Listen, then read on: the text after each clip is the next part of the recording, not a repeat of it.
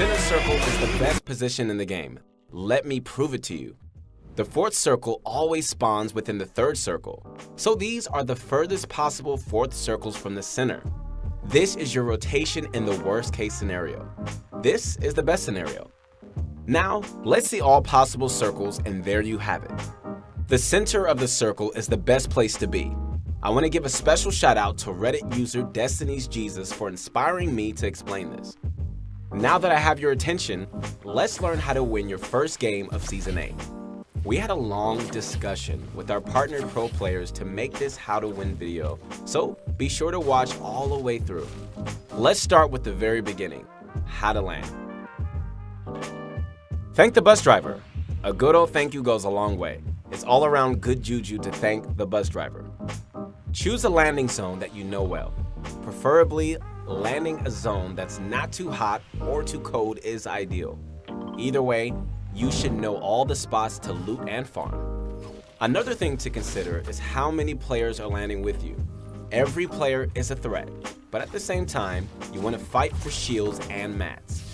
This leads me to my next point. Find players to hunt as you're flying in. The 150 mats and 50 shield can give you a major advantage. Some kills are worth more than others, and a kill right off the bat is definitely worth a lot. If there aren't players to hunt, then make sure you're farming and looting as quickly as possible. Be prepared. You should expect every player that you run into to have at least 50 shield and plenty of mats. Position along the edges of the zone. It's way more effective to be on the outside of the zone as opposed to the middle. When you're moving from the outside to the middle, the chances of a player behind you is low. When you're moving from the middle to the outside, there are threats all around you.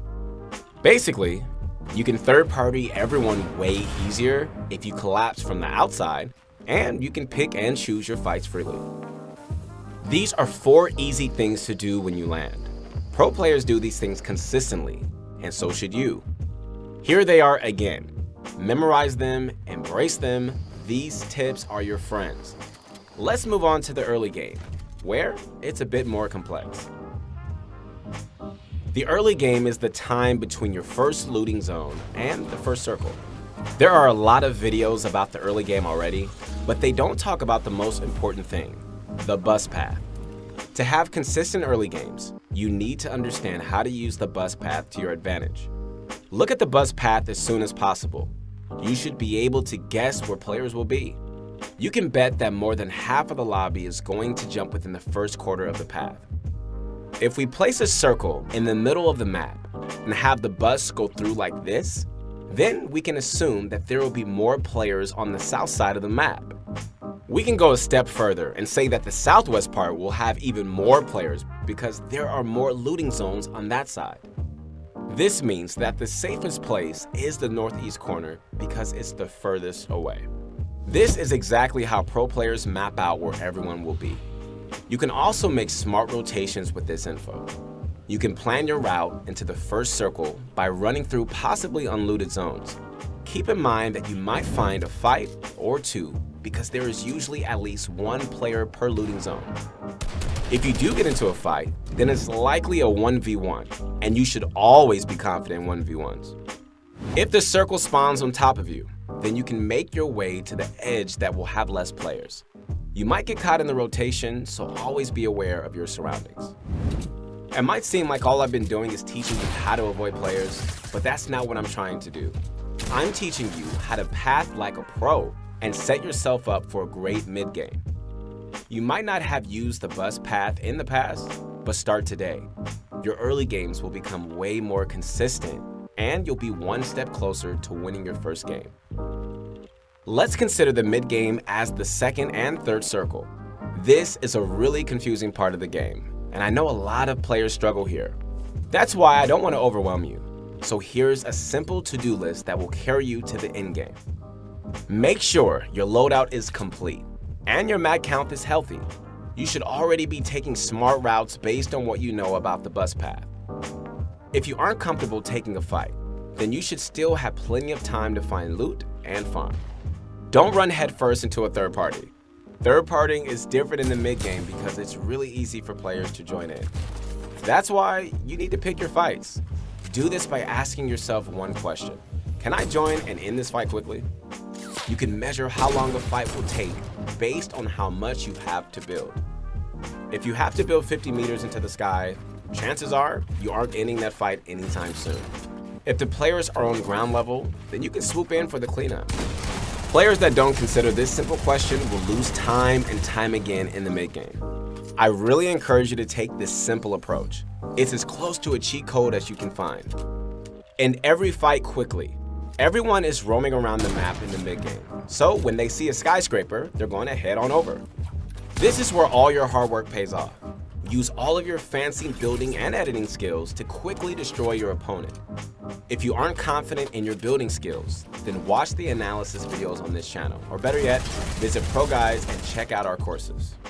The last thing to do is to set up for the end game. This is really situational, but using the terrain of the map is something you can do every game. Remember what I told you in the beginning of the video? You can guess where the fourth circle will be, so find natural high ground in that area. If you can't rotate to the natural high ground, don't worry about it. Make a 1x1 in a safe spot or hide in a box. In this case, your goal is to wait for the fifth circle when it begins to move. Now, just a reminder, you can use this cone trick to scout. All you have to do is open the edit menu and you can look all around. The most common mid-game mistake is roaming around like a headless chicken. Make every step have a purpose, whether it's to find a fight, scavenge for loot, or farm mats. Also, don't forget to ask yourself the simple third-party question and most importantly, position yourself for the end game. If you follow this to-do list, you'll punch a ticket into the end game more often than not. You know the end game is here when your palms start to sweat and easy edits become really difficult. It's totally okay to feel this way, but it's a problem if it's getting in the way of winning. Every end game is unique, so I can't give you a direct guide. Instead, I'm going to give you something better. 8 tips to celebrate your first Season 8 victory royale. Rotate when everyone else is distracted. When you hear shots, start thinking about rotating. You should always have a rotation plan ready so you can act right when the first shot is fired. You will lose a lot more games if you just sit there and wait. Always keep an eye on your mat count. If you're full mats, then build, build, build. If you die in the end game with a ton of mats, you need to revisit what went wrong. If you're low on mats, then use old build and terrain for cover. One of my favorite things to do is to hide behind already built structures and rotate late when I'm low on mats. It's possible to rotate with low mats. You just have to be a bit creative with your pathing. Go for natural high ground. Mountains and hills are an easy ticket to victory royales. This is something that everyone knows, but no one actually does. Natural high ground is the best in almost every single situation. Remember to fight back. Yes, you need to build, but you also need to fight back. If someone all-ins you, then you better act fast or else you're going to never win. Far too many players default into pencil warriors for no good reason. One thing that helps me is to think that if my opponent can shoot me, then I can shoot them. Always cover yourself when going for chip damage. Peeking out of a 1x1 is a quick way to die. A new trick I've seen is to make a door instead of a window. This way, you can peek out of a lower angle with more cover. Check out the difference between a window peek and a door peek. Try the door peek the next time. It works really well. Use your launch pads. Many pro players live and die by launch pad rotations. A good time to use launch pads is when the storm is close to you. If you launch pad too early, then everyone is going to shoot at you.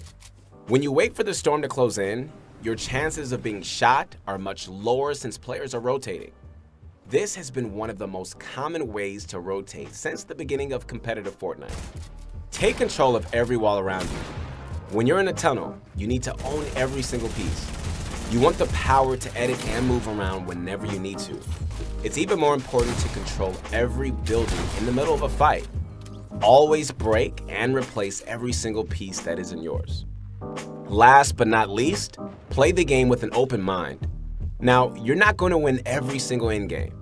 If a player outplays you really badly, then it might be a good idea to watch the rest of the endgame. You can learn new tricks and analyze their gameplay when you're open-minded. You can't learn when you're being salty. So stay humble and go into each game with the goal of learning, and you'll have the first win before you know it. This is exactly how you're going to win your first game of Season 8. Hey, thanks again guys for watching. Stay tuned for more videos coming out.